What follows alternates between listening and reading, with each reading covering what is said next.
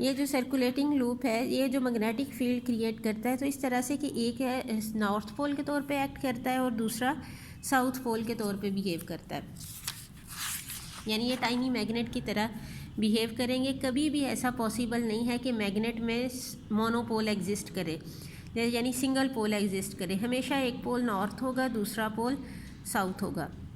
On the basis of magnetism हम divide करते हैं मैग्नेटिक सब्सटेंस को, सॉलिड्स को 3 कैटेगरीज में: paramagnetic substance, diamagnetic substance and ferromagnetic substance.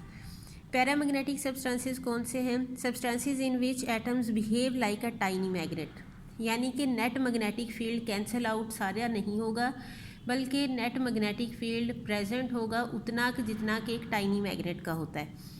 Is called paramagnetic substance. In this case, the orbits and spin axis of the electrons in an atom are so oriented that their fields support each other and the atom behave like a tiny magnet.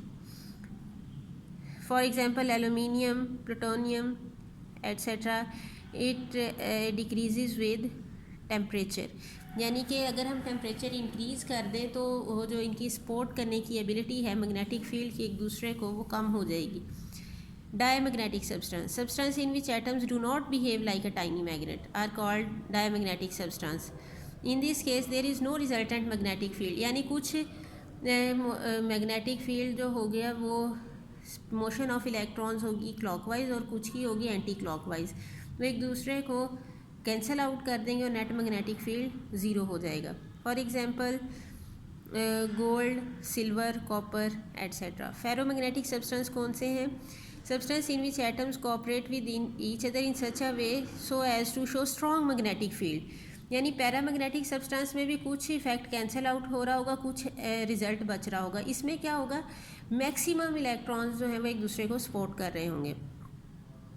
The magnetic domains are of macroscopic size of the order of millimeters or less but large enough to contain 10 raised to power 12 to 10 raised to power 16 atoms. Within each domain, the magnetic field of all the spinning electrons are parallel to one another. Each domain behave as small magnet with its own north and south pole. यानी जो ferromagnetic substance हैं उसमें हम क्या करते हैं, हम ये करते हैं कि फेरोमैग्नेटिक सब्सटेंस जो है वो स्ट्रॉन्ग मैग्नेटिक फील्ड जनरेट कर रहे हैं। तो हम ये कहते हैं कि एक पूरे फेरोमैग्नेटिक सब्सटेंस को हम इस तरह छोटे छोटे पार्ट्स में डिवाइड कर देते हैं। ये स्मॉल पार्ट्स क्या कहलाते हैं? ये कहलाती हैं मैग्नेटिक डोमेन्स, यानी ये जो छोटे छोटे पार्ट्स हैं ये हैं मैग्नेटिक डोमेन्स।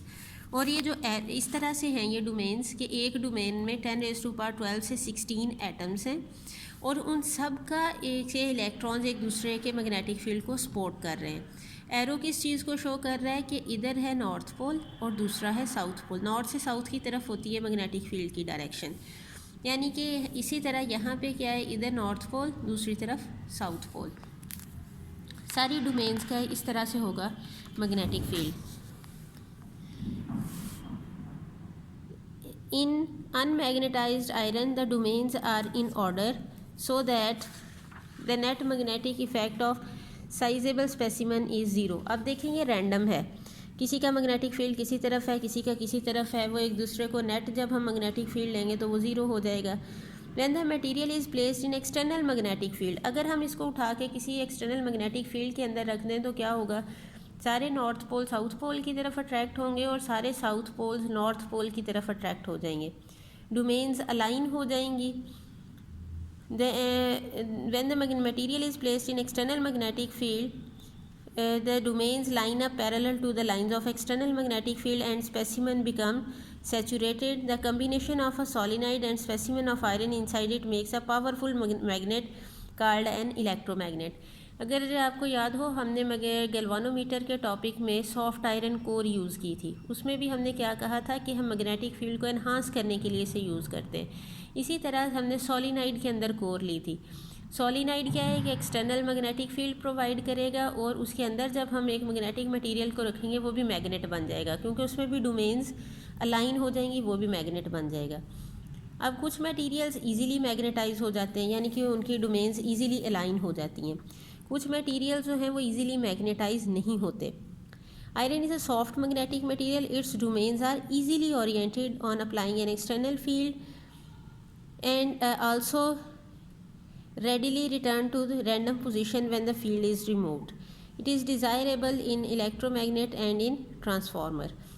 ये ऐसे मटेरियल जिसमें डोमेन इजीली अलाइन हो जाती हैं वो कहलाते हैं सॉफ्ट मैग्नेटिक मटेरियल्स, और जिसमें डोमेन्स इजीली अलाइन नहीं होती वो कहलाते हैं hard magnetic materials. They have high magnetism and are difficult to magnetize. They are used for making permanent magnets. Domains are not easily oriented in these materials. They require strong external field, but once oriented retain the alignment. For example, tungsten steel, cobalt steel. लेकिन ये है कि जब एक दफ़ा domains align हो जाएंगी फिर वो उसको रिटेन कर लेंगी, यानी फिर वो मैग्नेट बन जाएंगी.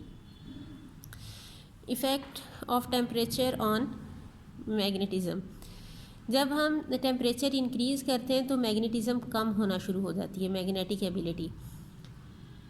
तो फिर क्या होगा, फेरोमैग्नेटिक सब्सटेंस किस में चेंज हो जाएगा, पैरामैग्नेटिक सब्सटेंस में. Ferromagnetic materials keep orderliness at ordinary temperature. Thermal vibrations tend to disturb the orderliness of the domains. When heated, they begin to lose their orderliness due to increased thermal motion.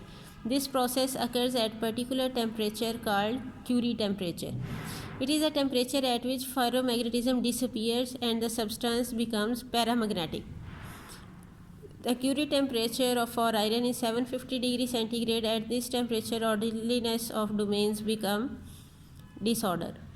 जहाँ पे जिस temperature पे orderliness disturb हो जाएगी, जैसे ये यहाँ पे डोमेन्स देखें अलाइन हुई हैं, अगर हम यहाँ पे टेम्परेचर इंक्रीज़ करें इस मटेरियल का तो दोबारा से क्या होगा, ऑर्डरलीनेस प्रोड्यूस होनी शुरू हो जाएगी. जिस टेम्परेचर पे जाके डोमेन्स जो हैं वो डिसऑर्डर हो जाती हैं वो टेम्परेचर कहलाता है क्यूरी टेम्परेचर. ठीक है. नेक्स्ट इसका टॉपिक एक रहता है हिस्टेरेसिस लूप, वो आगे हम इंशाल्लाह कंटिन्यू करेंगे.